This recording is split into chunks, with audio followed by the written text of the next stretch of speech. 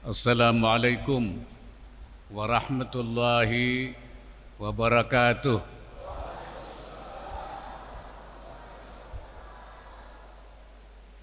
Bismillahirrahmanirrahim. Alhamdulillahilladzi anzalal Qur'ana fi syahri Ramadan hudan linnasi wa bayyinatin minal huda wal furqan. Wassalatu wassalamu ala سيدنا ومولانا محمد المبعوث رحمة للإنس والجان وعلى آله وأصحابه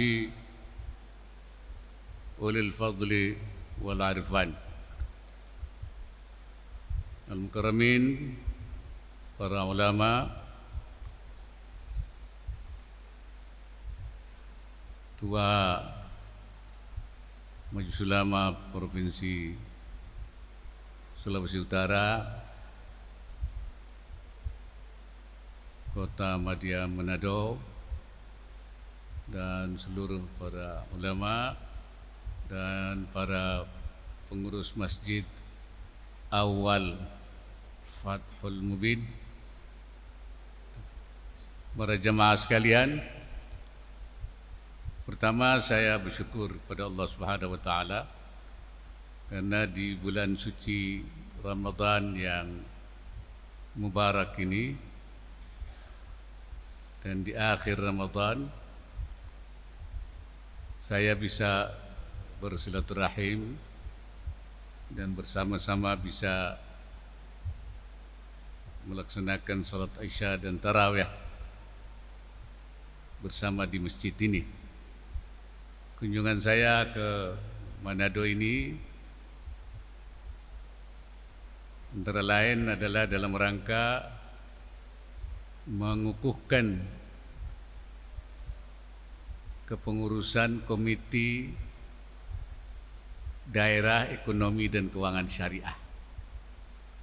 Alhamdulillah bahwa Manado pun juga yang itu dilakukan oleh pemerintah daerah, jadi oleh gubernur. Ya, saya bersyukur karena Komite Ekonomi ini ada di pusat Komite Nasional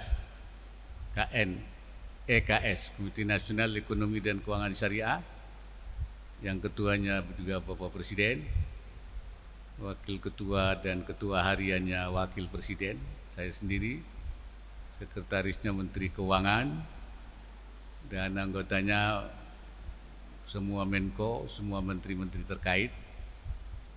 Dan di daerah itu dibentuk Komite Ekonomi Daerah, Komite Daerah Ekonomi dan Keuangan Syariah, dan umumnya ketuanya juga gubernur. Ya. Jadi saya bersyukur sekali. Kenapa ekonomi syariah ini perlu kita kembangkan supaya umat Islam di dalam berekonomi, bermuamalah itu sesuai dengan syariah. Pertama, karena memang kita umat Islam harus menjalankan syariah itu bukan hanya akidahnya, bukan hanya ibadahnya, tapi juga muamalahnya.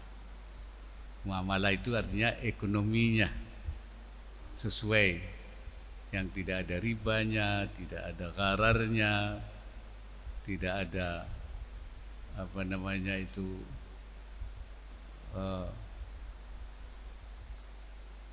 yang dilarang-larang oleh agama itu, supaya yang kita makan itu adalah halal.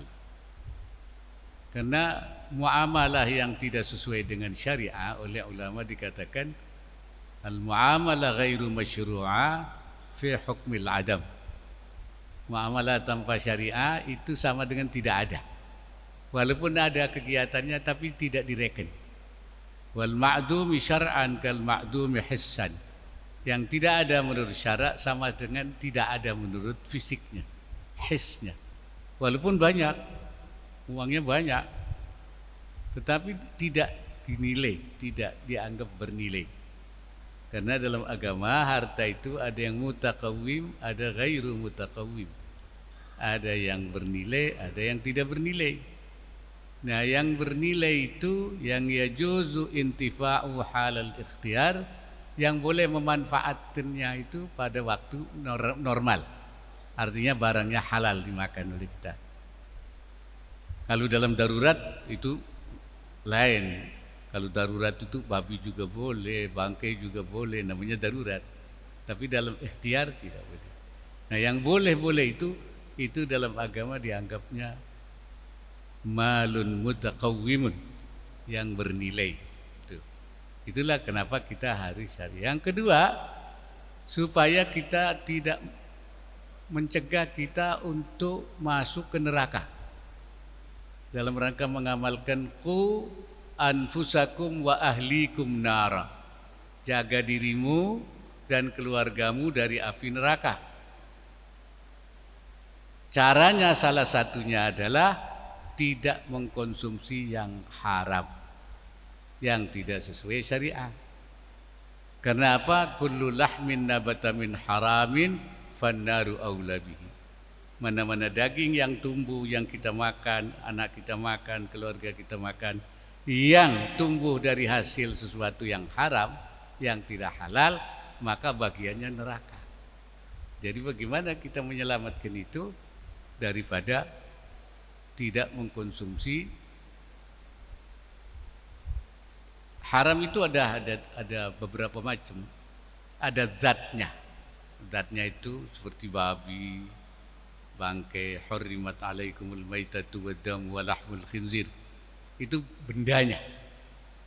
Yang kedua, prosesnya.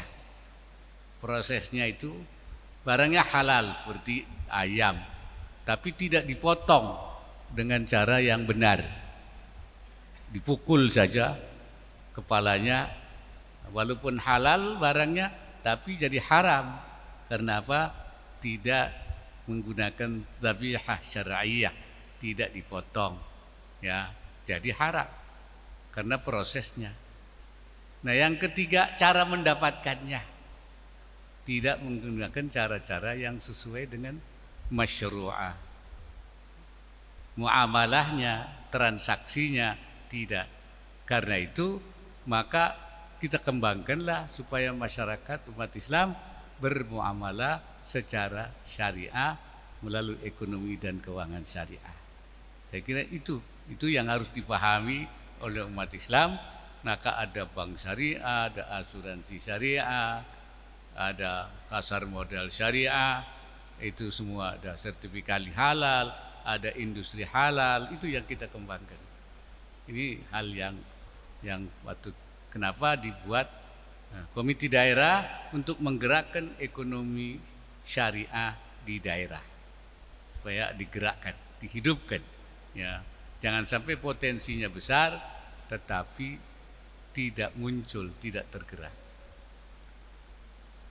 Dan saya selama bulan Ramadan keliling, mudah-mudahan dengan berkahnya bulan Ramadan ini kita diampuni segala dosanya, ya, diterima amal ibadahnya. Sebab bulan Ramadan ini bulan yang banyak, pahalanya banyak sekali. Kalau kita mau mengambil pahala di bulan Ramadan ini, Masya Allah banyak sekali. Pertama kita puasa. Nah, puasa ini ibadah yang sangat spesial. Kenapa spesial itu? Karena kata Rasulullah kata Allah Subhanahu wa taala dalam hadis qudsinya, kullu amal ibni adama yudha'afu. Semua amal manusia ini dilipat gandakan. Al hasanatu asyru amsalha ila sab'ati mi'ati dhi'fin.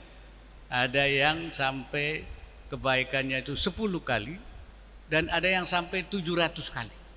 Itu amalnya itu. Ila sab'i mi'ati dhi'fin. Qala Allah azza wa jalla, Allah mengatakan illa shaum, kecuali puasa. Puasa tidak masuk yang 10 kali, yang 700 kali. Masuknya yang apa? Fa innahu li, puasa itu untuk saya, wa ana ajzi bihi, dan saya yang akan membalasnya. Jadi berapa kelipatannya? Ya pasti di atas 700. Jumlahnya tidak terhingga, tergantung daripada keikhlasannya. Jadi sangat spesial. Ya, karena itu kita alhamdulillah bisa mengerjakan bulan Ramadan. Kenapa spesial begitu? Kata ulama, li khafaihi. Karena puasa itu samar, nggak kelihatan. Antara orang puasa dengan orang tidak puasa itu nggak ada bedanya. Tidak ada bedanya. Oleh karena itu pernah ada cerita orang kalau malam sahur bersama keluarga, nanti pagi pergi kerja, pulang sore buka bersama keluarganya.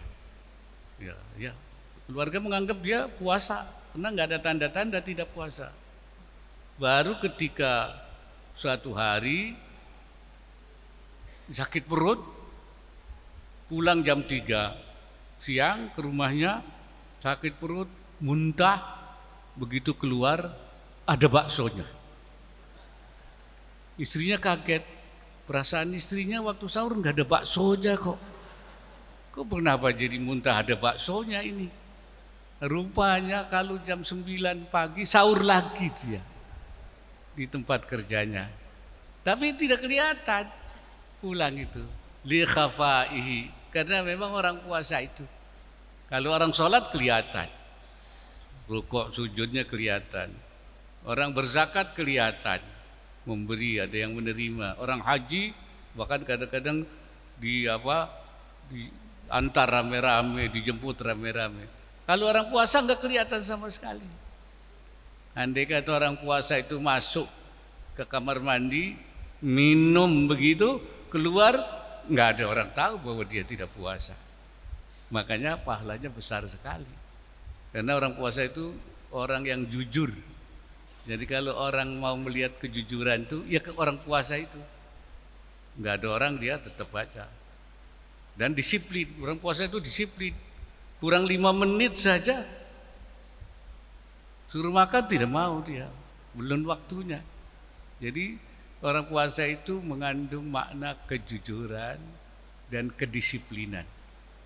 Itu kalau orang puasa itu. Artinya penting sekali untuk menjadikan kita menjadi orang yang jujur dan orang yang disiplin. Dan kita berlatih untuk menahan hawa nafsu. Nah sob, nafsu ini semua orang punya nafsu, dan nafsu itu kecenderungannya membawa kejelekan. Inna nafsa la ammaratun bisu. Nah, padahal nafsu itu kalau tidak ditahan itu kebablasan. Nafsu itu.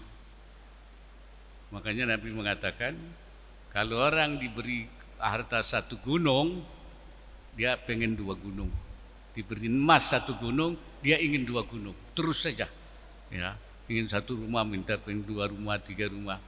Jadi kalau istirsal dibiarkan, makanya di buah syair disebutkan an-nafsu katifli.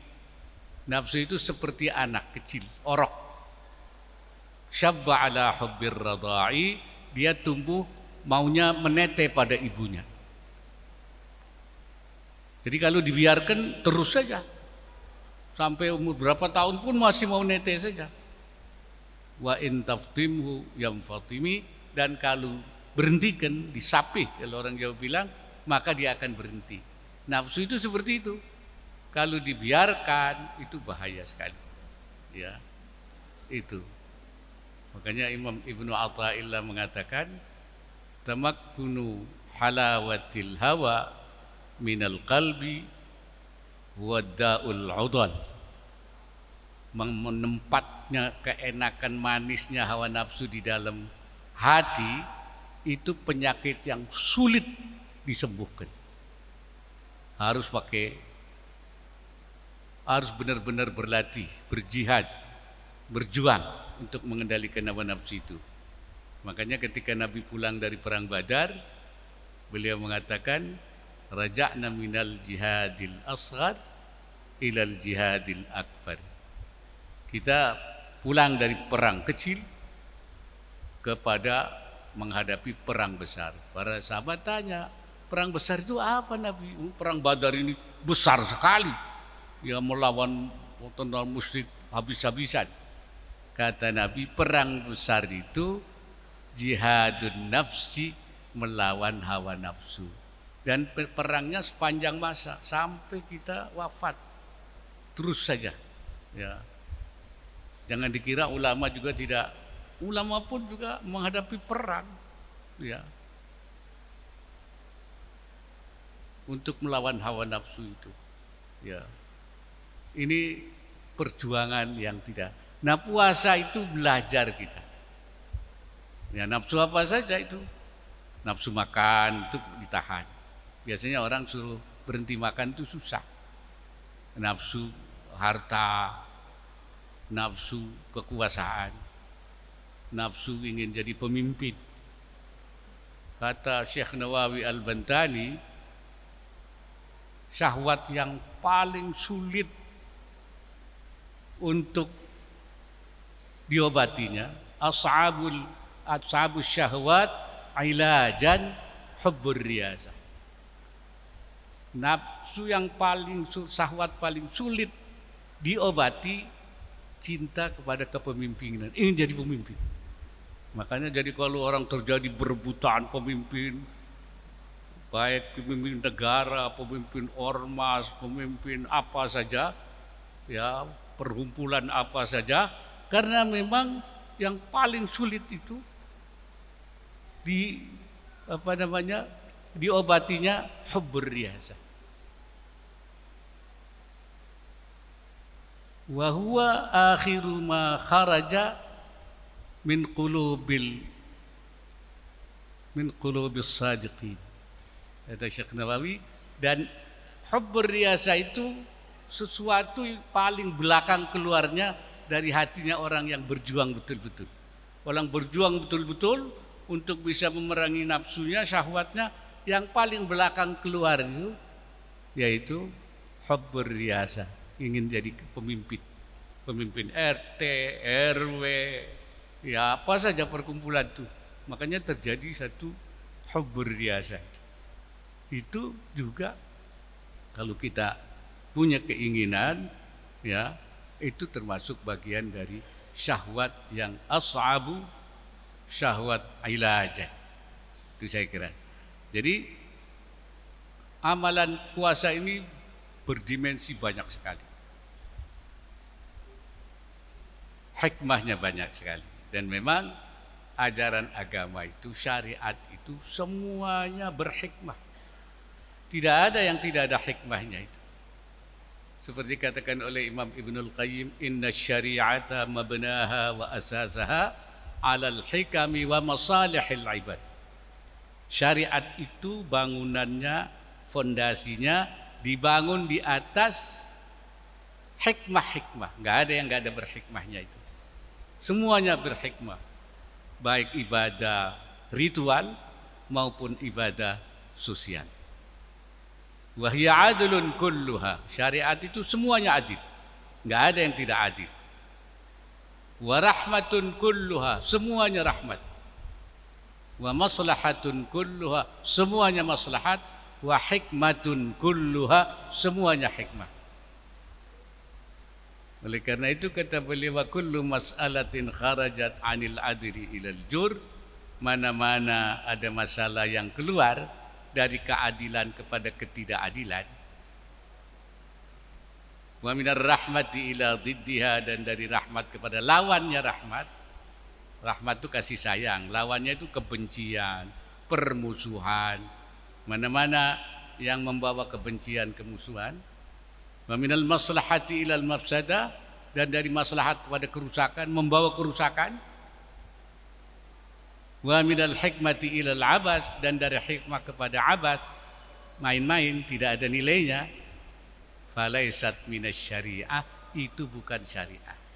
Wa in udkhilat fiha bitakwil, walaupun dimasukkan dengan pakai tafsiran-tafsiran bahwa itu syariah, kalau membawanya itu ketidakadilan, kebencian, permusuhan, kerusakan, tidak ada nilai manfaat apa-apa, apapun bentuknya, itu bukan syariah.